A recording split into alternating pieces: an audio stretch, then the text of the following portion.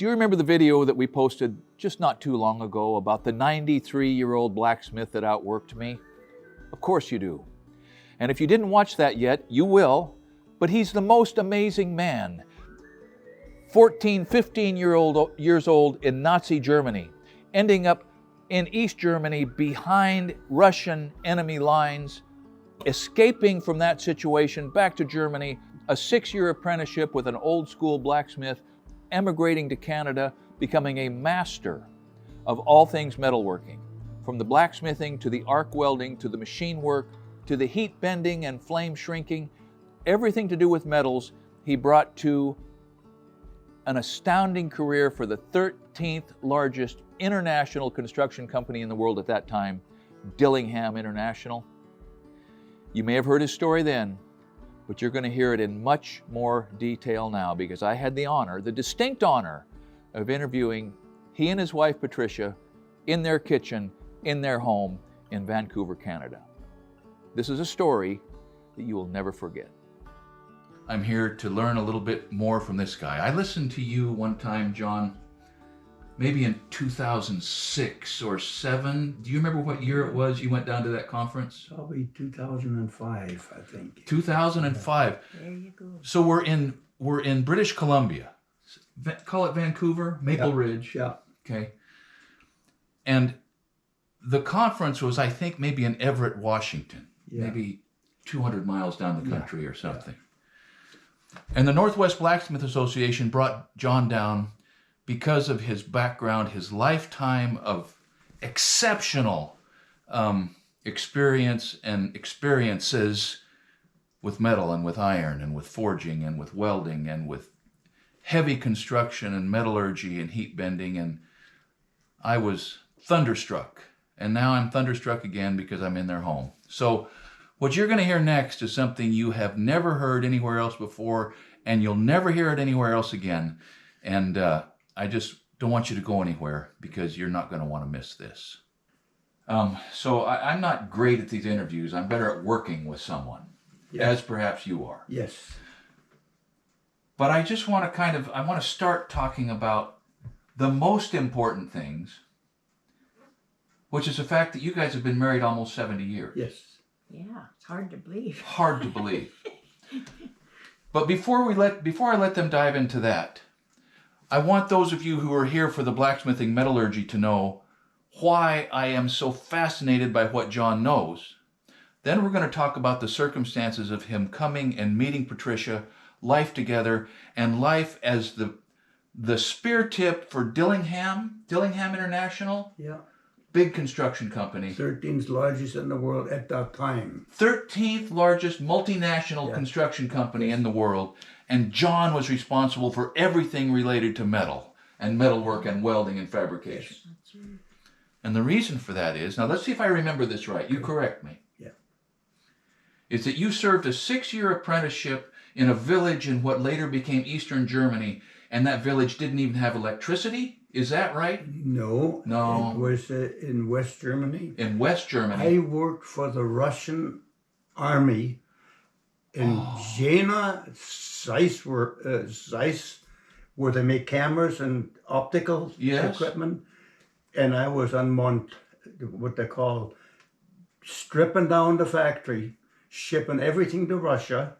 My name was on every package that I packaged that went to Russia, 100 kilometers east of Moscow. Whoa, okay. And I had to go and pack that and then go to the railway station where they crated everything. And then I was supposed to go to Russia after it's all finished. And put it back together? That's right. Oh, and how old were you?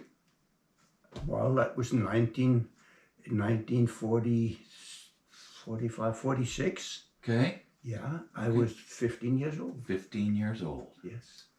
And go ahead. So I had to go. Now, a friend of mine, his name was Buczynski. He already went to Russia and he sent us letters. Okay. John, it is beautiful here. They make it so friendly. You don't have no fear. Everything is just beautiful. Mm-hmm. And I didn't believe it. Because I had a heart failure And even at that age. As a young man. As young men. Okay, now let's throw this out. You just had a valve replaced 4 years ago? Yeah. At age 88? Yeah. So you went all that time from a young man with heart failure till 88, and you made it. Yes. Okay, go ahead with the story. Anyway, when we working there, mostly Germans, and they had the Russian soldiers with their guns to keep watch that you don't steal anything. Mm-hmm. Anyway, we used to get paid once every Friday. Mm-hmm. And the commandant's signature was on the envelope. Russian commandant? Yes, a Russian commandant. He wrote out the checks. And there was an SS guy with no legs. His legs were shot off, and he was sort of communicating with us where to go to the next station. Translating? No, he was a German SS. Okay. The Nazi. Yes, okay. But wait just a second, did you speak Russian? No. You spoke German? So I spoke German. Nie понимаешь по-русски. I can speak. You got some now. Anyway, this SS guy, he told me and some others how to forge your passport or your identification card. Holy smokes. And how you do that. He told you this to help you get out? That's right. The SS guy did? Yes. With the leg shot off? Yes. Had he had a change of heart or something because of his injury? Yes. Holy smokes. Anyway, you take boiled eggs. You take a boiled eggs and you peel it. You take the boiled egg, roll it over the stamp, and then roll it over your card you want to change the signature. The egg takes the imprint. That's right. But you got to make sure you got to boil probably a half a dozen eggs before you get it right. Wow. And I got it right.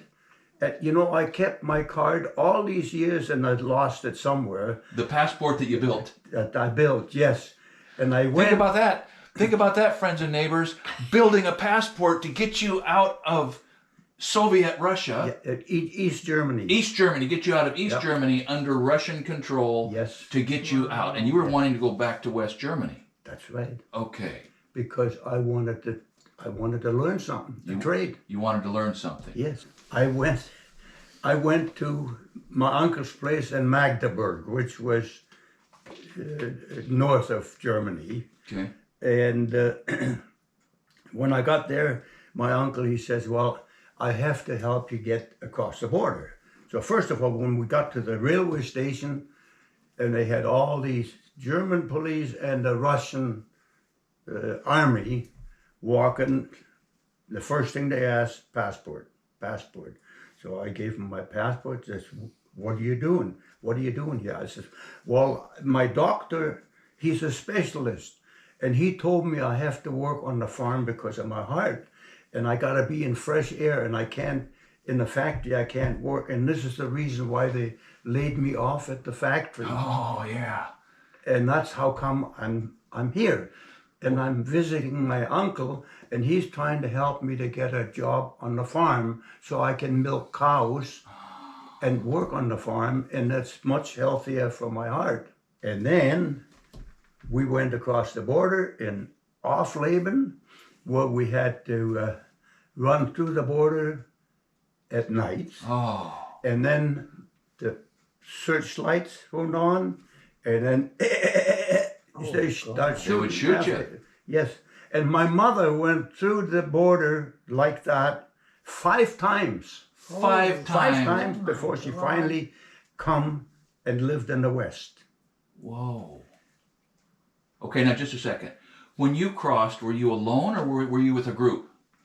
There was about 4 or 5 of us. Young and old, mixed ages? That's right. They had all gotten through the passport thing, yes, but had to cross the border. That's right. Live or die, you're going to cross the border. That's right.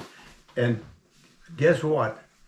The British, because the British sector on the other side, they were there welcoming us and clapping us, Cheering you on. Welcome. Welcome. How did that feel? It felt so good. You have No idea. I have no idea. You have no idea how that. And then they took all your particulars of where you're going, and my mother already had arranged an apprenticeship with a blacksmith. Okay, here we go. Okay, your mom had arranged an apprenticeship with a Yes. blacksmith. She knew you. She knew you liked to do stuff. Yes. Okay, go ahead. So she had arranged with a blacksmith, and they had a 50-acre farm. They had 6 cows, 2 horses, and then the blacksmith shop. Wow. Okay. So when I got there, I stayed with the family, with the blacksmith family, had my own room, got up at 6 o'clock and sometimes 5 o'clock in the morning, sometimes 2 o'clock in the morning in the summertime. I milked 5 cows every day. That's a job in itself. Yeah. Milked the cows before I lit the forge and Holy smokes. the fire of the forge. Holy Then smokes. had breakfast. After breakfast, into the shop, and I had the master Wiedemann. Wiedemann was the master's name, and then I had another guy. He was an officer, a sergeant in the army, and he was a blacksmith. Okay. And he came from Helgoland area, but he couldn't go home either because he was in East Germany. Uh-huh. And but he was a tough guy. Tough. Hard. Tough guy. Uh-huh. The first thing when I started the fire, we were building a wagon. I got a picture of it, building the wagon. He put the U-bolts into the fire, and he said to me, "Watch it, put lots of coal on it, we're making U-bolts." The next thing I know, I was on the floor, slapped behind the neck. I says, "What happened?"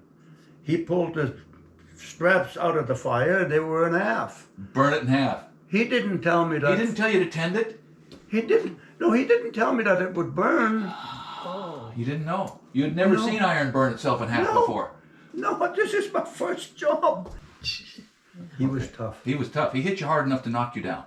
Oh, and he would never give me or praise me in anything. It was always, why did you break this threading machine, or why did you break that tap? Never, you're getting better. Never, that's a decent weld. I never broke a tap, but it fell behind the bench. And he accused you of stealing it or something. Yeah. Okay, what about the master? The master, he was tremendous. Was he? Yeah. Was he? And a good smith. Yes, the best, and his wife was too. They treated you well. Yes. You lived with them. They lived with, I was just part of the family. And my master always told me, "John, wherever you go in your life, steal with your eyes." That's what Bob Bergman told me. And what you can steal. Steal with your eyes. Nobody can take that away from you. And the most important part is share that knowledge with as many as you can. So he was uncommon, right? I mean, blacksmiths then tended to hoard their knowledge, Yes. but he didn't. No. What kind of stuff did you do in his shop? Mostly wagons. Build from scratch or repair? Built from scratch. Brand new. The woodwork and the iron? Woodwork, everything. Oh, yeah. Woodwork, everything. Mostly wagons and horseshoeing Yeah. and cow shoeing. Yeah, ox shoes, Ox yes. shoes, yes. Well, did he have electricity in his shop? Yes, we had Okay. electricity, Okay. but all the welding was done in the forge. The tires were welded in the forge. Were they wrought iron or were they steel? Steel. Okay, so they didn't want to weld, but you had to make them weld. And what we use for welding is flux, lime. Used lime, slaked lime Yes. for flux. So you were making wagons and shoeing horses Yeah. and other incidental repairs that people Yes. would bring in. Yes. Because not everybody had an arc welder then. No. No. Did you ever make, you didn't make any, did you repair scythes or or latches or hooks or a little bit? Make size. Yeah. Oh, you made size? Oh yeah. No kidding. I'd make. Well, I got some pictures of that I made here. Good. And yeah, I mean, this all part making garden tools and field tools. Pitchforks and hoes and shovels. All that stuff. And buckles. Yes. And pots and pans and spoons and forks? No, Okay. not spoons and forks, no, but anything to do with the farm. The farm implements. All the farm implements. Making them and fixing them. Yeah. Sharpen plowshares like That's crazy. right. Plowshares. Yeah. Welding new points on the plowshares. Yes. You know. Yes. And- Okay, let me ask you this. So the plow itself is wrought iron and the point is steel. Yes. Okay. And did you harden and temper that point or just put it on? No, hard and tempered. After you had welded it on? Yes. Okay. And for tempering, we use whale oil. Whale oil. Whale oil. You could go to prison for that now for having done that. Whale oil wow. in a barrel. No kid. Did it stink? No, not really. Get used to it. Smelled like whale oil. Yeah. Would it burn? Did it catch fire on the top like light oil does in my shop? If it does, you just put a lid on it. Put it out. Yeah. How long were you with him? 5 years. 5 years. And then they told me to move. You were 20 years old. Yeah. You're a man now. To learn. Yeah. Go somewhere. So now where I went. Okay, now, so this is after the war? The war is done or not? Yes. Things were hard in Germany. They were.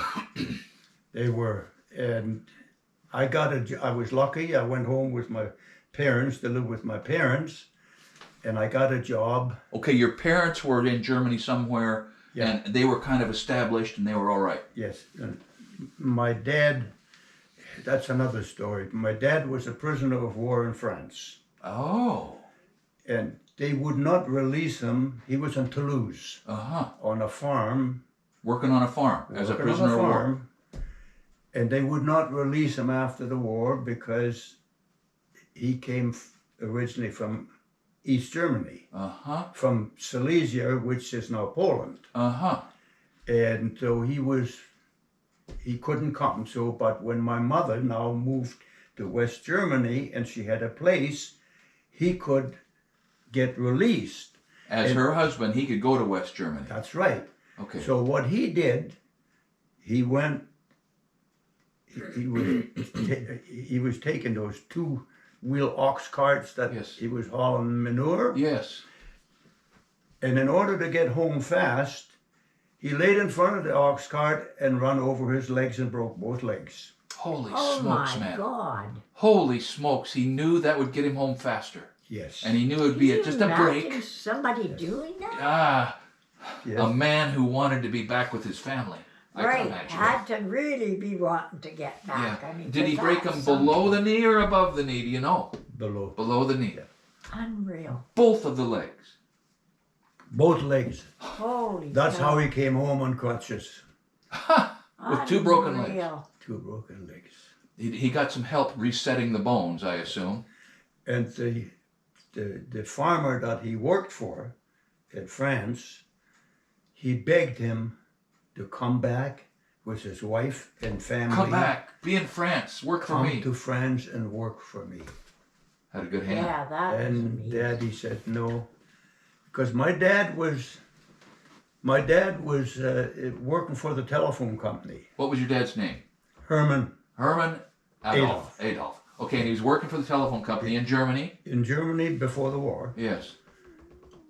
The war came. Everybody got to join the army.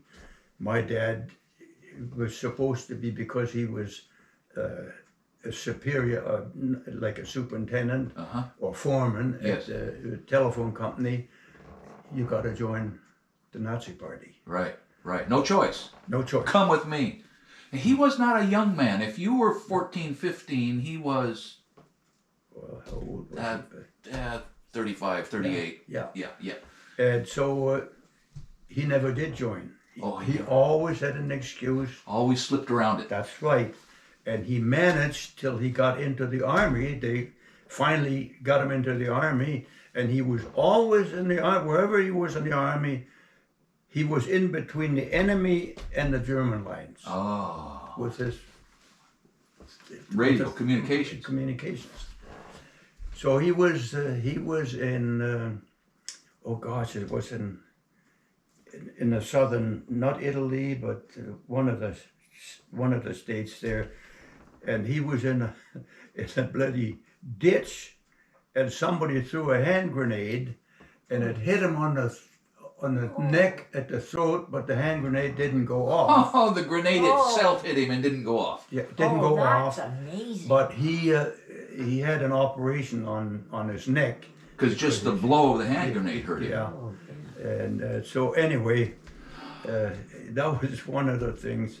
So he deliberately broke his legs by laying under an ox cart. Snap, snap. Yes. He got his legs bound up, set a little bit, splinted or casted or something, Yeah. and got on crutches and hobbled himself home. Yeah. My It's gosh. amazing. And he what got you his can job do. back because he wasn't a Nazi.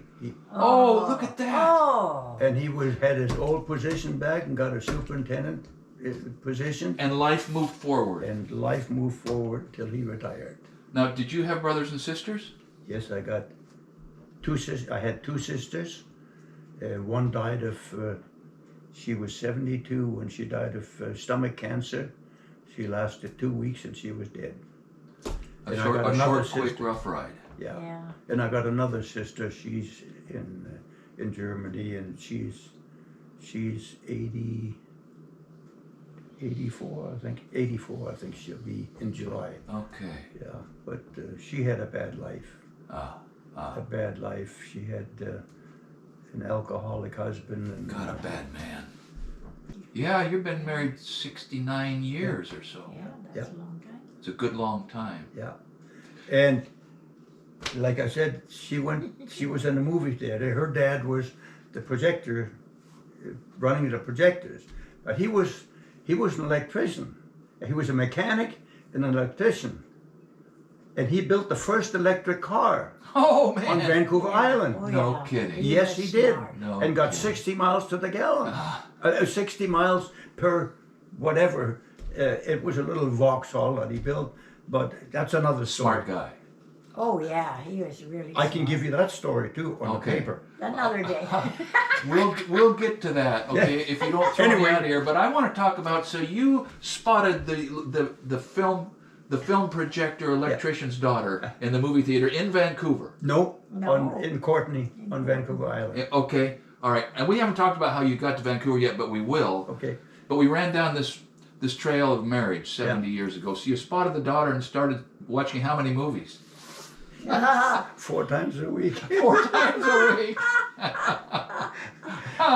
I wanted to see her so bad. Yeah. And then I asked her to come to the dance on Saturday night to go dancing. And at that time, the dancing was the women were on that side and the men on this side. Uh-huh. And you go across and she says, "May I have this dance, please?" Formal. Yes. Yeah, A big deal. it Yes. was. Yeah. Yes. And you would say, yes. Yeah. Did you always say yes to the Yeah, dance? I did. Yes. Yeah. Could he dance? Oh yeah. Really? I'm a good dancer. You're a good dancer. Yeah, Yeah. for sure. You could do anything. So he could do anything he wanted to do. Yeah. So how long did you date before you were married? The next year we got married. A year later. Yeah. She was born in Cumberland on Vancouver Island. Okay? Her mom and dad, her dad was British, original, Harper, and her mom was Pennsylvania Dutch, Mm-hmm. Yeah. but I love them more than my own parents. So that's a bonus. That was. That a doesn't bonus, happen all the yeah. time. No, it doesn't. So let's back up. Your parents got safely set back up Yes. after the war and the chaos of the war and the starvation in Germany and everything else. Yes. Yeah.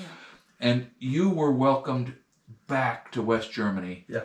And you began to think about coming to the West for Yes. some reason. Yes. What? Okay, so you had this blacksmithing experience. You were a journeyman blacksmith. You were ready to take your smithing on the road if you wanted to. Right. And I went and got a job in a factory. In a factory. And you walked in, you said, "I'm a blacksmith," and I tore down that camera factory. I'm a blacksmith and a welder. And okay, I'm a acetylene welder most of all. you had learned acetylene in your Oh, master's yeah. shop. Yeah. Yes. Okay, I was a good acetylene welder, welding pipe and all that stuff. and you could braze, and you could do Yes. all of that, Yes. and you could solder, and you could weld aluminum. Oh, you could weld aluminum with acetylene. Yes. Yes. I had no idea. Really? Yeah. How do you do that? How do you weld aluminum with acetylene? Was a lazy flame. The guy that I'm getting my oxygen and acetylene from, he's a black guy. That's another story. He's a black guy. He owns 3 businesses, and I got him started. Wow, prosperous man. Anyway, Yeah. he said to me, he says, John, he says, I got a customer. He's got a shop in the pit in Port Coquitlam, and he says, I told him that you can weld aluminum pipe with a acetylene torch, and he says, bullshit. Mm-hmm. That's what anybody would say. How do you do it? He said, would you come with me and show him how to do it? I said, sure. So Billy, he took me there to the shop, and he said, so you got a couple of pieces, 1.5 inch aluminum pipe? He says, yeah, about 1/8 or 1/4 inch thick. So I set up torch, welded the pipe. Do you use a filler? You take a little piece of aluminum for a filler rod? Yeah. Do you have to flux it? Yes. With what did you But there's some flux. You buy aluminum Commercial flux. Yeah, Okay, yes. flux. And you clean it real good? Yes. Okay. The weld was done, and the guy says, I have to apologize. I called it bullshit.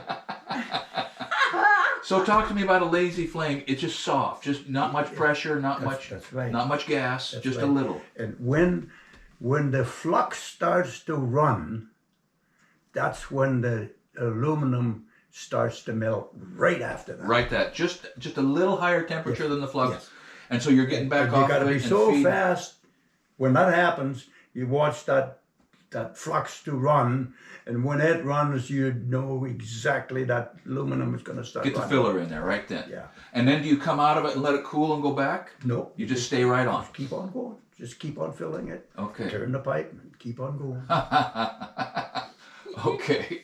All right. So okay, let's back up. How did you decide, and how did you make the move to the West?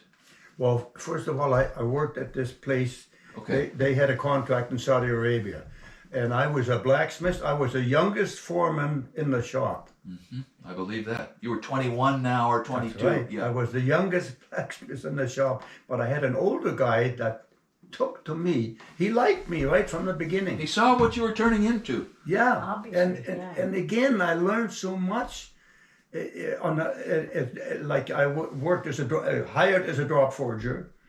Under a big hammer? Yes. Your master didn't have a big hammer, did he? Nope. It was all handwork in there. That's You were striking for him. That's right. With a 12-pounder? That's right. Okay. And so you just walked up to a drop forge and said, I can do this? Yes. Or you watched somebody for a little No. bit? No. No. No, you just walked up and did it. That's right. Open dies? Just Yeah. big flat dies? Yeah. Okay. And so, but I didn't like the drop forging that much either. You know, it wasn't a challenge, enough big challenge. So I wanted to learn more. I wanted to do more welding. Yeah. And so they had a welding shop there, and we did the welding, and they had this big contract for Saudi Arabia. Okay, they had arc welders in that shop? Yes. They Okay. had arc welders, and like I say, arc welding was just in the beginning. So you were welding with acetylene, and sometimes they would Yep. feed the arc welder in there. People were getting familiar with it and learning about rods. That's And, right. So I learned the arc welding, and when I came here, well, my uncle had a welder, an arc welder, you know, and right away he says, "Oh, now I got a welder. Now you're gonna be fixing all my equipment." Okay. So the welders were primitive. Yeah, What kind of rod did you use? What rod had to be primitive too then? it was. What was it like? Was it like a 6011 or a 7013? 60-10. 6010. Like a 60-10. Spattery and it'll Yeah, burn through anything and Yeah. hard to make it pretty. Yeah. Okay. All right. Keep going. So when I started there, well, I wanted to go to Canada. Okay. Because- Okay, just a second. Contract in Saudi Arabia, welding shop. So did Yeah. you go to Saudi Arabia? No. Okay. No, just working in the shop for the Okay. contract. All right. But I didn't want to stick around because my plans were to go and immigrate to Canada because I had an uncle here. Okay. And Out here in the West. out here in the West on Vancouver Island. And he'd been here for a while. He'd been here since 1928. Okay, he was established. Yes. He had 1,000 acres of land. Oh, yeah. You had a place to go. He needed help. Not married. Okay. He needed somebody Just around single. him. So anyway, I finally, I fought for a year to try to come here, and everything was held up and held up. So then I said, well, if I can't go to Canada, I'll go to the United States. And I applied for a job as a blacksmith on Long Island. Like what year was that? 1952. 52. 1951. I applied at Long Island. And Long Island, they needed a blacksmith and a welder. Yeah. And they were willing to get the papers working. They would help you from that side to get That's the paper. right. And then I told my uncle, I said, well, I can go to Long Island and get a job there, and I'll start there. Maybe someday I can come to Canada. And then he said, well, he's looking after the government and see whether they can speed it up. And all of a sudden they said, yeah, they approved everything and I can immigrate to Canada. Boom. Did you have a real passport or use the homemade one? No, I had a real one. Once Canada realized they were going to lose you, they speeded up the process and brought you over. It's not funny, they didn't want me, and now all of a sudden. So anyway, I chose to come to my uncle's place here. So Probably smart. I know. Did you have English? I learned. I went to school the first year English In Germany? in Germany, and then the war was. On. They had to kick us out of Sure. the Russians coming, and so I knew a little bit. He, she, it, and Sure. Bathroom. Yeah. Yeah. all the grammar, Yes. and but that wasn't enough. So really, when I came here, I couldn't talk English with anybody. Yeah. But And there was some stigma when they heard German, people were pushed back on you a little bit, or not? Yeah. Yes. You bet. especially but the only ones that didn't was the French in Quebec. Oh. Montreal, no. German, Come on in. in. No kidding. I don't know why. Yeah. Interesting. But- So you went from here to Quebec. You landed on the east No, coast. I landed in Halifax, Okay. Oh yeah. and then got on the train in Halifax, come all across 5 days, 4 days, 5 days and 4 nights or whatever it was, by train to Vancouver. What time of the year? It was in March. So it was starting to lighten up a little Yeah. bit, getting the A better. lot of floods in the prairies, Yeah. lots of water, lots of snow still, Yeah. and gosh, a train ride, that's something else. But I know every time I go to New Westminster and I see the railroad crossing there at the Patella Bridge, I said to Pat, I says, honey, I'll never forget that crossing when I came here. I looked out and I see the railroad crossing, and I see the Patella Bridge, and I says, here we're living right beside it now. Right here. So you were 23 then when you came? 22. Still 22. A single man. Yeah. You knew some stuff. Yeah. You had learned by now that you could work and that you could figure things out and that you could lead a crew of men, Yes. and you were excited. I got to Vancouver Island. My uncle worked in the logging camp on the high rigging crew. Yeah, on a high lead crew. And so he says, we got to get you a job, but he says, right now, it looks like there might be a strike. But anyway, I got you a job, and the foreman was a British guy, Jack Downey was Jack his name. Downey. He hated the Germans. Hated the Germans. Had he been in the war? Because he lost 2 sons in the war. Oh, he hated you from the first day. yeah. And he was the boss. Oh, gosh. My uncle worked there, I worked there. Jack Downey, he wanted to make sure that he could use me and try me out in every which way. Yeah. He says, John, go notch that stump. Yeah. There was 2 other young guys there. So you worked on the rigging. Yeah. You worked on, they were rigging the poles and That's you right. were notching the stumps for the guy lines and Yeah. Okay. They took me up the pole one time. I said, let me down. And they put you on the straw line and ran you up, ran up the pole. Yeah. So anyway, these two guys, they tried to beat me notching the stump, you know, Yeah. for putting the cable on with yeah. the spikes in it. Yeah. Shit, I beat him 10 times. You were laughing at And Jack Downey, he just loved it. Yeah, You know, yeah. they're trying to tell these guys, you guys haven't got it. him. Yeah. That German kid whipped you. But Jack Downey, he come to me and he says, John, he says, you shouldn't be working in the bush here. You should be working for Huey McKenzie in the blacksmith shop. Oh, good. I Imagine said, who's somebody Huey saying, McKenzie? Well, he's got a blacksmith shop and a machine shop. Every day, my uncle, he says, you go and ask. Every day. Every day you go there, when they open up, what chance for a job? Yeah. That's what he said. What I said, chance? that's not English. Yeah. What chance for a job? Well, that's what you gotta say. So I go there, what chance for a job? No, not yet. No. Come back. Oh, I went there. Christ, I must have gone there 2 weeks, you know, every day. And I had to walk from where I was staying there into town, rain or shine. How much? Is that a mile or 2 miles or how Yeah, far? about 2 miles to 3 Okay. miles maybe. Okay. And anyway, finally, I was told that nobody could work for Huey McKenzie. Nobody lasted more than 2 weeks. They all quit. They couldn't work for him. He was an Irishman. You weren't scared. I wasn't scared. I worked for that guy in my master's shop who would knock me down if I burned the iron. Yeah, I'm not scared. Yeah. What happened to me? Anyway, he finally hired me, and I worked for him for, 4 years? Was he a hard man? Yes, he was. So one time, using the sledgehammer on the end, we were making tongs, and he was trying to form the tongs. So he changed his mind and pulled the swedge away, and I was coming down You were in mid-blow. full swing, and I hit him on the leg. Oh my God! He had it coming. But what happened then? I looked at him, he looked at me.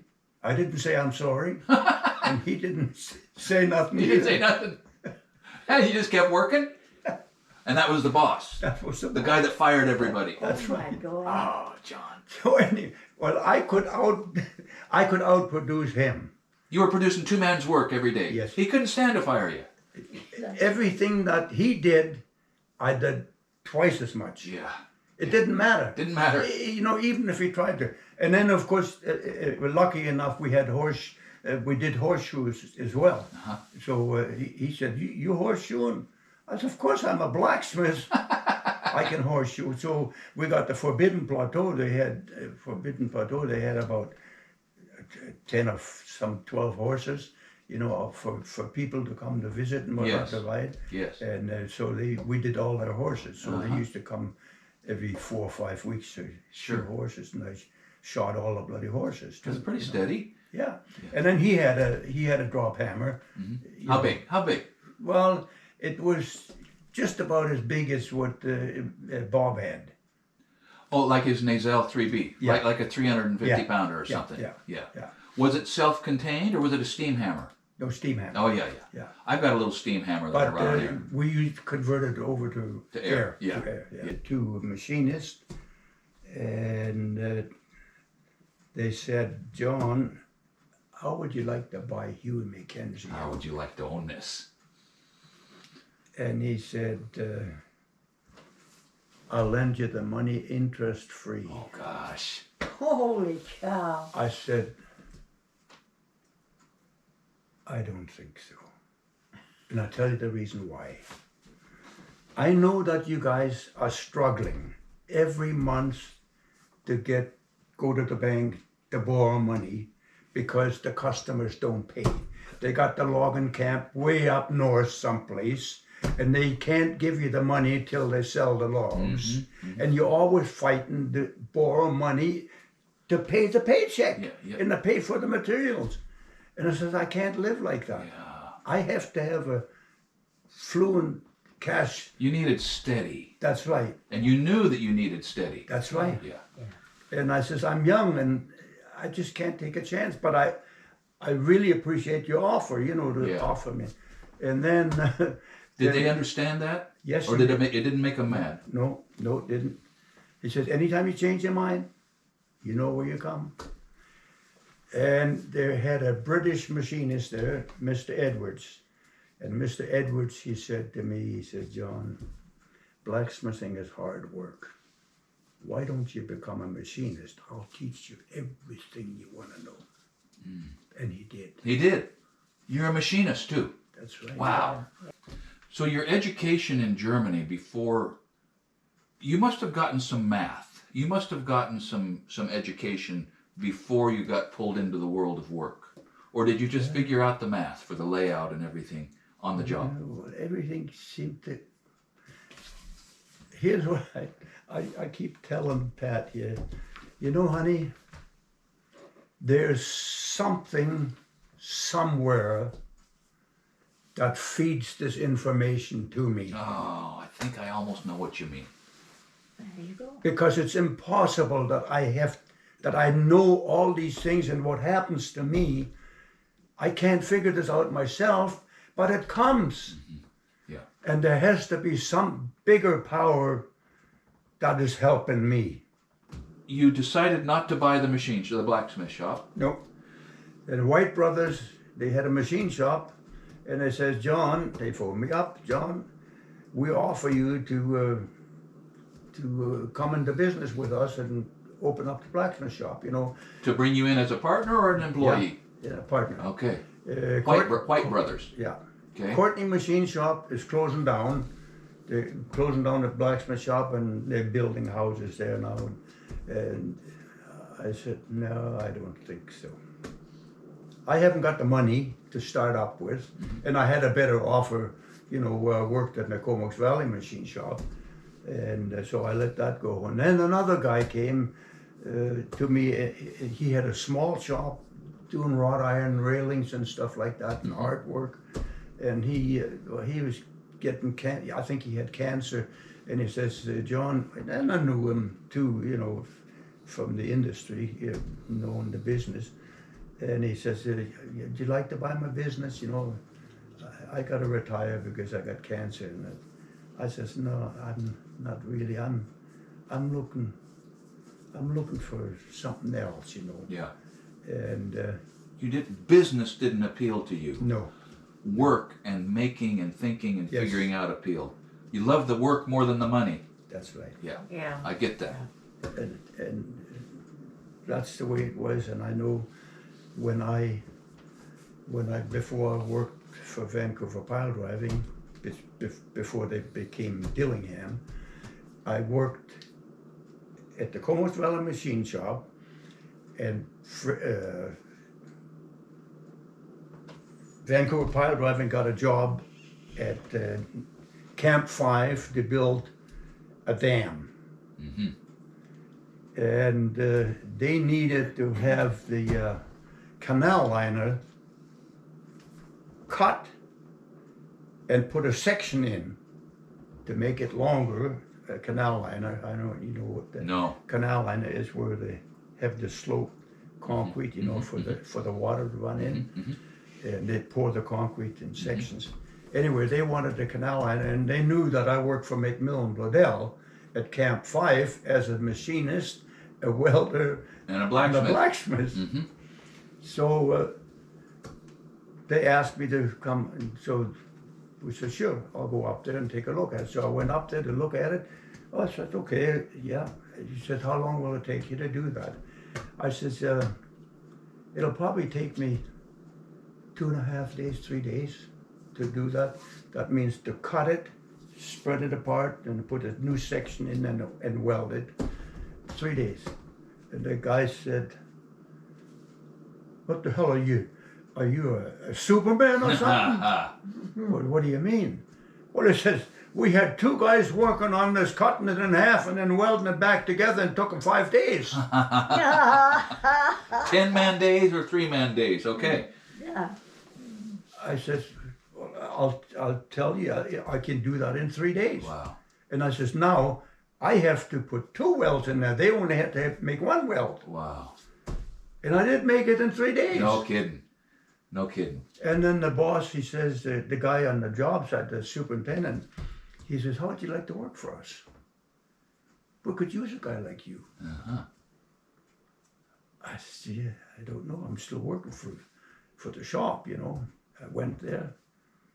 And then the guy said, well, I'll try to get you an application, you know, for the union, Operating Engineers Union. Mm-hmm. And I said, okay. So they applied for the job. They got it. The business agent came out and he says, you're now a 115 operating engineer, and don't you think ever quitting. Wow. Wow. Once you're an operating engineer, you stay an operating engineer. Okay? I phoned Dick Myers, the president of Vancouver Pile, and I says, Dick Myers, my name is John Adolf, and I'm the welder up here at the dam, at the job site, at Camp 5. I'd like to get a job with you in town, you know. Yeah. And I says, I'm a welder, and I'm a machinist, and I'm a blacksmith, and I could be very beneficial to the company. Mm-hmm. And I tell you what, you can think it over.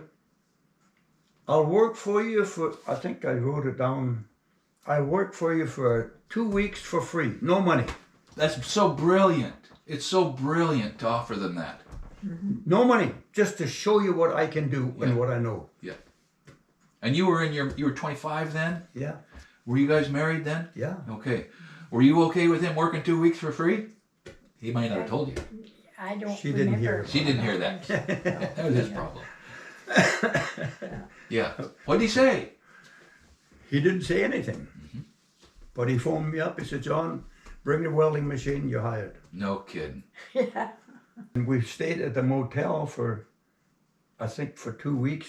We hadn't had a house. I was going to buy a trailer, you know, a house trailer to move on a construction site. Yeah.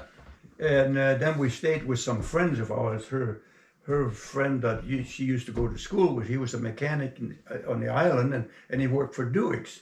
And they lived out in Richmond, and we stayed with them for a couple of weeks before we found a house trailer and bought the house trailer. Yeah. I bought the house trailer, and I said to him, I said, well, you know, anytime we get a job, I like to go on a job site. No, you're not going on any job sites. You're working here. You're staying right here. You're staying here. Oh, I says, yeah, I bought this bloody house trailer, and I'm not moving. But But you saw the wisdom of that. You saw how much better it was. it was. And That's how you got in with Dillingham. yes, And the president of the company knew your name. yes. That was important. That phone call, that took some moxie. That took some nerve to pick up that phone and call the main But man. listen, Yeah, yeah. I'll give you another incident. Dillingham bought BC Bridge and Dredge. Dillingham bought another construction company. Dillingham bought another bigger construction company, Tide Bay, Wow. which was another big, huge company, and bought another company. They bought 4 companies up and bought Vancouver Pile Driving. And guess who was in charge? Vancouver Pile Driving. Really? The president of Vancouver Pile Driving, Dick Myers, was the president for Dillingham Construction. No kidding. Sharp guy. I was the superintendent, the welding superintendent for Dillingham Construction. I was the project manager. I was the shop. I was, Dick Myers, he says to me, John, he says, can you build a scow? Can you build a derrick? I says, Dick, if I can build a little box, I can build a giant box. All right, so now Dillingham is expanding. Yeah. Go ahead. We got a job at Needles. Needles, California. Needles in the interior. Oh. Big lake, they're gonna build a bridge Okay. across Needles, the government. And we got the job, we bid the job, and we got the job. But Okay. we needed a derrick. Derrick meaning to dredge with. That's right. Winches mounted on the bottom, That's right. out on the water. Yes. So you got winches, you got diesel engines, you got a bunkhouse, you Yes. got motors and drive lines We and got a deck propellers. winch on it. deck winch, and it's got a bucket that you're swinging out there and pulling it back. All right. So the architect, he designed this derrick out of 1/4-inch plate, Okay. which is just freshwater lake, yeah. Right. A 1/4-inch plate, and it was 8 foot by 8 foot by 40 foot, each section. Oh, okay. And we built 4, 5, 6 sections. Okay. And we're gonna ship them up there, Oh, you built them here, build them here, shipped them in. ship them up there, and I built one every day. Whoa. 8. So these are rectangular, Yes. enclosed tanks, 8 by 8 by 40, one a day. Yes, with angle iron stiffeners, How many guys? 3 guys. Whoa, that's a lot of work, man. 3 guys. Wow. Every day. Wow. Finished. Wow. All that Pulled bead. out of the shop. Burning rod. Yes. No MIG guns. Nope. Wow. That comes later. Yeah. Then they found out that the government canceled the job. Oh. Oh, now we got all that stuff. Oh, Dick Myers said, well, don't worry, John, we'll make a derrick out of it. We'll make a derrick. We built a section for the middle, where the derrick, the crane is gonna be. We got a crane that toppled in Seattle, a gantry crane, and killed a couple of guys, but we bought it, we got it coming up here, and we're gonna use it to put on that. So we built the center section out of 1/2-inch plate. Mm-hmm. To hold the derrick. That's right, to hold the derrick and to put the spuds on each side, have the spuds. He says, you can do all that. I told you. Just work. There isn't anything that we can't do. So we did. Yeah. So we built that derrick, and that was the first derrick we built. Number 1, number 2, number 3, number 4, and number 5. No kidding. And then built a self-dumping 1,000 cubic yard self-dumping barge, hopper barge, in the yard, in the parking lot, with 18-inch diameter hydraulic cylinders, 10-foot hydraulic cylinders. Big ones. And Hyseco, who was the top-notch hydraulic people in Vancouver, he is going to make the seals and make the pistons and do the cylinders. And I says, Hugh, I forget, his name was Huey. I forget his last name. I said, Huey, you're not going to build them. I'm going to build them. I says, your seals are too expensive and too complicated. We don't need seals like that. I says, I got another way to go. But he got mad at me. You bet he did. Oh, he got mad at me. He says, I want to talk to your boss. Well, you go ahead and talk to him. So in the meantime, I talked to the British consular. I says, I want to see the British consul. I want a meeting with him. So the British consular come up there and says, what can I do for you? I says, tell me who makes and who sells Hallpreen seals. It's a British patent. And I want to buy some Hallpreen sprith because I'm building a piston that I need to, and I need guarantee that those seals will hold 250 degree minus and 250 degree Fahrenheit. Wow. Under big pressure. They used in airplane landing gears. Oh, yeah. Yeah. He says, how did you find out about that? Well, I said, there's a salesman years ago, he told me, if you ever want to know where something is made, talk to the trade commissioner, whoever the country represents, and he'll tell you everything you want to know. No kidding. And this guy, he was so proud, that British guy, he came and said, sure, he said, they sell them right here in Vancouver. No So kidding. that's what I did. And they're so simple. You just make a plate, put the seal in between, screw on the back end, and that's it. No kidding. No fancy nothing, little springs and crap. Yeah. I designed every hydraulic crane that we had, I put and changed to Hallpreen seals. Switched them over. And you know why? Well, we work in the pulp mills, and they put in the pipes in there, and they have everything with the crane there. The crane creeps. Most of the cranes, they creep. I believe. The hull print seal will never creep. Really? It holds right there. Wow. That's it. Wow. And I changed everything over to hull print seals. No kidding. And High Seco, they were so pissed off because Sure. they wouldn't let me build the hydro. Huh. Anyway, that's it. That's interesting. That's an interesting story. So, how long was it? Was Dick that was the president of Dillingham? Dick Myers was the president of. Did he stay there as long as you did, or he left at some point and it was a new boy? He left, and the reason he left, because he came from Manson in Seattle. A construction company? Manson was a big construction company, and they had one of the biggest cranes. They still have one of the biggest cranes in Seattle. And he wanted to buy Manson. Wanted Dillingham to buy Manson, so we could use some of their equipment as well. And the guy that was president, overall president of the corporation, he didn't like that.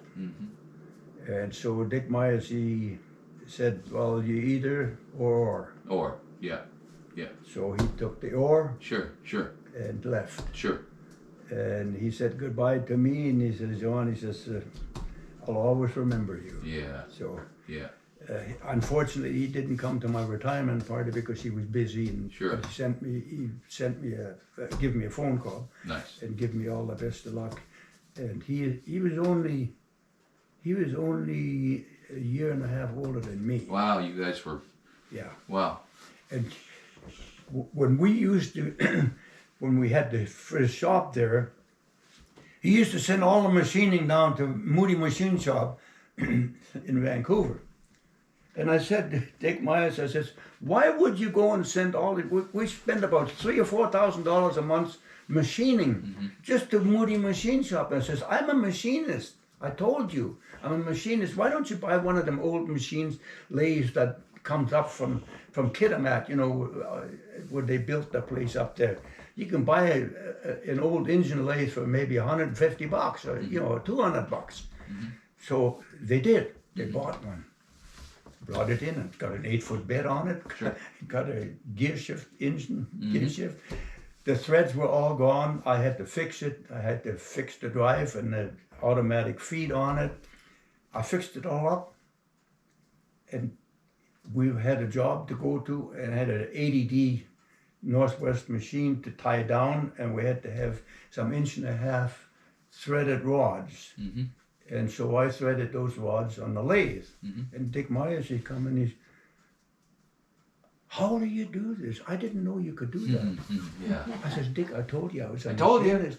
You didn't listen to me. I'm not bullshitting you, He says, boy, this is marvelous. And she says, I can't believe this. I says, yeah, but not only that, this machine is 1,000 machines in one. Yeah. I says, the Bridgman, we always use washers, 6x6 1/2-inch plate washers. I says, you go to Ross and Howard and you get them machine shop to cut the bloody things. I says, we can cut them all ourselves. Yeah. You see, I got an 8-foot bed. I made an arm on here. I can mount 2 or 3 torches on here and use the feet of the lathe to cut the plate into strips, 4-inch strips. And then when the 4-inch strips are cut, I put them the other way and I cut them again into 4-inch strips. And you got a 4x4. You had the first CNC cutter in town.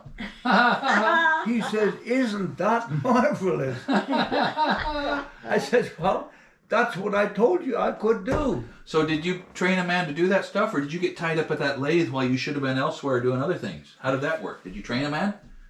I hired a guy. Yeah, there you go. I hired a guy that was good at it. Yeah. Wasn't a bullshitter. Yeah, good work. And we got to be friends. Yeah. And family friends. Yeah, good. I taught a guy welding, and I helped him build a blacksmith shop and a welding shop. but he's never been helpful to me. He always used me and Take. and screwed me. Yeah. The guy used to live across here, and he's in the garden and shop building shit. He bought another place, and he wants to build a 30-foot gate out of wood. You see the pictures after.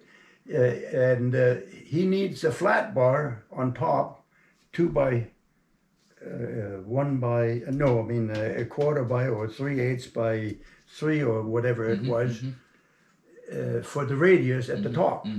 So you could bolt the boards Sure, on. hold the boards up. Okay. And so Jockey says, how the hell How am I going to bend that the hard I don't know way? how to bend it the hard way. Yeah. I says, give it to me, it's a piece of cake. Took me half an hour. Half an hour. 30-foot smooth bend, Yes. maybe a 12-inch, Yeah. 12-inch rise across there or something. The whole thing. So one of my friends down here that used to walk with, and he's a little bit of a welder too, Sure. and a mechanic, good mechanic, good people. He was watching me. He says, "Holy Christ, John! I've never seen that before. But holy Moses, is that ever? This is eye-catching. I can't believe it. What you just done? It's amazing. Did you have your cooling gun there, or you were just heating? Just heating and water. Just heating and put some water on it. In the compressor. Oh yeah. Compressed air with water. Yeah, picking up the water. I remember you showed us that up there with the ball valve shut off, coming off the towable compressor. 100% at water content, air, cool it right And now. all I had to do is I just put a plate here over my concrete or my blacktop, you know. So you didn't burn it up. And then just did that and just moved it along, Did you lay out a nice spacing on your hot spots or just eyeball it? No, just eyeball it. Yeah, like every foot or so, every 8 inches or something? Yeah, about that, yeah. Something like that. But it worked good, and when you see the gate is just perfect. Yeah. Perfect. So describe for these people the concept. You're heating up past critical temperature, you're getting it hot, The and then hot side becomes the short side. the hot side is upset by the shrinking of the rest of it. That's right. You get it hot, you cool around the hot spot, and as that shrinks, it upsets, makes shorter, thickens Yes. that spot. That's Now you've lost some length right there, and you jump down and do it again. And every time you weld, you have a shrinkage. That's right. So then you have a weld somewhere else, you have a counter shrinkage, so the stresses equalize. Pull it back. That's right. Tell us a story of the driveline on the ship coming into Vancouver, right? It was coming in, got fouled on a line or something? Yes. And And about when was this? That was I guess in the 1960s. So you're well established now with Dillingham. Yeah. You got all the tools at your disposal. Your reputation in Vancouver has grown, so a lot of people know who to call. Even if they just call Dillingham, Dillingham's got a man, so they learn to call Dillingham. Vancouver Pile Drive. Oh, I mean, Dillingham Construction owned Vancouver Shipyard at that time. Dillingham bought Vancouver Shipyard. It was just a short marriage, I think. But anyway, they have tugboats that went to Japan and bring back, and the Sudbury too, I think it was, that the shaft bent on there, and they got tangled up there. And I was incidental in certifying Vancouver Shipyard with a Canadian Welding Bureau, getting the welders certified, so under the government. I trained the superintendents. I taught night school for all the welders at Vancouver Shipyard. I taught in North Vancouver at the high school, evening classes, and taught them about welding and procedures and all that shit. Because you had figured that out the hard way. As arc welding moved forward, you kept up with the new rods and the AC and the DC and the amperage range and the multi-position rods and all of that. You kept up. Yes. Okay. And I had a good friend that was part of my, as well, who was the manager for Lincoln Electric. Okay, so he could feed you the in technical Vancouver. information you Oh, needed. him and I would call ourselves the dog and pony show. We went to every we taught in every college in British Columbia, Wow. all the way to Prince George. Wow. And then after teaching, you also wrote the certification processes and showed certification instructors how to test for certification. Yes. And so now they were certified, and now they could do public work. You know? Yes. And so that made them bigger, valuable. company, you know. And then I guess they dropped this, and we did a lot of seminars. I was a director of the Welding Institute of Canada for 25 years. Wow. This is the amazing thing, which happens to be bringing tears to my eyes just You got the water. last Friday. Okay. Last Friday. There was a news item on our local channel. It talked about Bruce Third and Sons, the blacksmith shop. 100 years ago. Bruce Third came from Ireland and opened up a blacksmith shop in Vancouver. And he was the other director of the Welding Institute of Canada. And you knew him personally. I knew him personally. And when I was in the hospital here not too long ago, and they did a CT scan, the guy that operated the CT scan, he says, "Did you ever know Bruce Third?"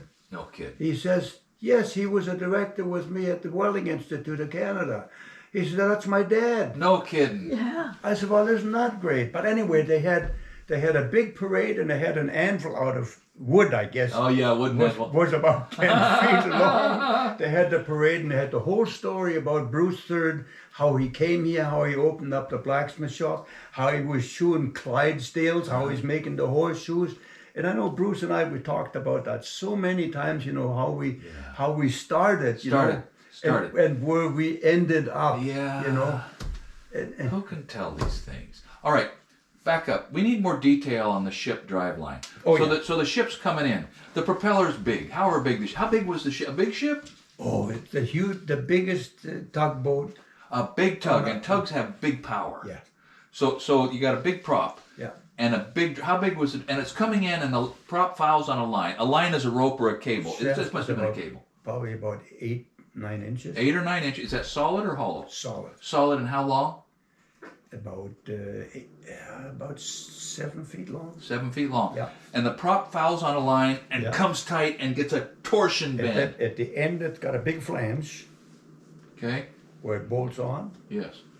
And that's where it was bent right there. Right there. Huh. Right there. A lot. Well. Any is a lot. When you put it in the lathe. Yeah. Yeah. Yeah. You know. So they asked me to come and take a look at it, and I says, "Well, I don't know whether I can do it, but we'll try it." And I said, "What I will do is I will bring my vibrator and put the vibrator on as well while I'm heating it and while I'm shrinking it, and hopefully that will help." Relieving the stress as it's developing, letting it go back where it wanted to go. Yeah. All right, now just a second. Stress relieving vibrator. I thought that I remembered you said something about you wanted to know what the alloy was, and the Swedes that made the driveline wouldn't tell them. No. Is that right? That's right. I thought I remembered that. Yeah. You said, "Well, what's the alloy?" And they said, "We don't know." And you said, "Well, call the Swedes and ask them." They called the Swedes, and the Swedes said, "Screw you, buy a new one." Exactly. Yeah, I was listening, John. Yeah. Okay, so you went to work on that with your rosebud and your cooling gun and the vibrator, the stress relieving vibrator. And how did it go? What happened? Well, I came back the next day, and the guy says, "Congratulations, John." I said, "How close did we get?" "Within a few thousand." Within a few thousands. On a piece that's 7 or 8 inches diameter and 8 feet long, and it had a nasty bend in it. And it surprised me. Yeah. It surprised me because it took a lot of heat to get a shaft that size hot enough to do that move, right? Yeah, it to get it, about a third in, hot down in there, a third in, and then keep it cool. Yes. On the other, on the sides. Yes. So it would. So that the shrink was localized. That's to right. localize the heat. Yeah. And it worked, and they were happy as can be. And they ran that tug, and it did And its the work. guy, and the guy that was the superintendent in the machine shop, who called me an asshole, he came back and he said, "I have to apologize." Wow. Well, I said, "I accept your apology." I said, "I didn't really know whether I could do it either." All right, now the story of them dropping the I-beam on the bridge, setting the last I-beam on the bridge and dropping it into the hole on a bridge job. Oh, first this question. So when you would go and do those things, did they pay you, or were you, that was just part of Dillingham's effort and Dillingham would bill them for the service? Yeah. Yeah. So you were just working for Dillingham. I was just a salary employee. Yeah. And you were content with that? Yeah. Good for you. Dillingham had the job on the bridge, or it was somebody else that had the bridge job? Where they dropped the beam into the canyon and you straightened it? This was in the interior. We had the job. We got quite a few jobs in there on the dam as well. Interior of Canada? Yes. Hundreds of miles from here? Yeah. Okay. They put, I think there were 7 beams. They put them all in place, and then the last Big one, beams? yes, Special order beams? 100-foot, 7-foot. 7-foot web, 100-foot long, 100-foot long. I-beams, maybe a 16-inch flange or something, Yeah. big flange, and they're setting the last of 7 on a 100-foot span, and what happens? Dropped. They dropped it into the hole. And I got the picture. I'm going to love to see that. Was there a catastrophic beam failure, or did a strap just break, or you don't know? I think a strap broke, you know. The crane didn't go into the hole? No. Okay. No. Nobody got hurt. Okay. Was it a big hole? Was it a long ways down? Yeah. Far enough to wreck the beam? Yeah. I mean, when you see the beam, you think, how the hell could he straighten that? So they went down and they hooked onto it and they yarded it up the bank. Yeah. Well, they thought, I know the project manager says, well, it's impossible, you can't fix the goddamn thing, buy another one. Right. Right. But the other one took time to get, and it was a road that had to be fixed. Yeah. And well, it wasn't really anything to do with highway or so it wasn't a main road. There wasn't schedule pressure. It was on a slope hillside. Oh. You know, you didn't see the pictures. Yeah, okay. But you know, they said that it's stupid, you know, to even try to think of. Don't waste your something time. like that. Yeah. You know, and when they phoned me and they said, John, like the project manager, he phoned me and said, John, what do you think about it? I says, set it up, we'll straighten it. Wow. No problem. Wow. And I trained the guys on the job site, you know, I trained the guys. The guys that were there working anyway. Yeah. Well, I mean, I didn't want to do it. No, you didn't want to hold the torch every second. But I trained the guys, they done it, and they done a beautiful job. You went through and laid out, okay, shrink it here and here and here and here and here, and then you stood back and say, okay, now shrink it here and here and here and here. Yeah. Put a string on it. Yeah. Was there an engineer watching this, or just the crew? Just the crew. And then we got our own engineers there. Okay.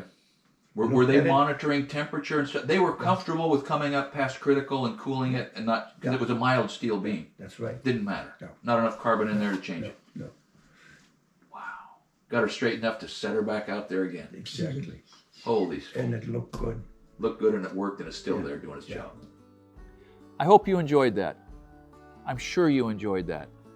This was a long interview, and it's probably a small number of you who are still with us. But if you listened to his conversation, then you listened to some things that will be useful for you to use in teaching the young people around you. Point them to this interview. Point them to the video of him working up through 93 years old. Let's use John Adolf and his story, his achievement, as a way to influence for good some of the younger people in our lives that maybe could hear these things in no other way. Thank you for watching Essential Craftsman, and keep up the good work.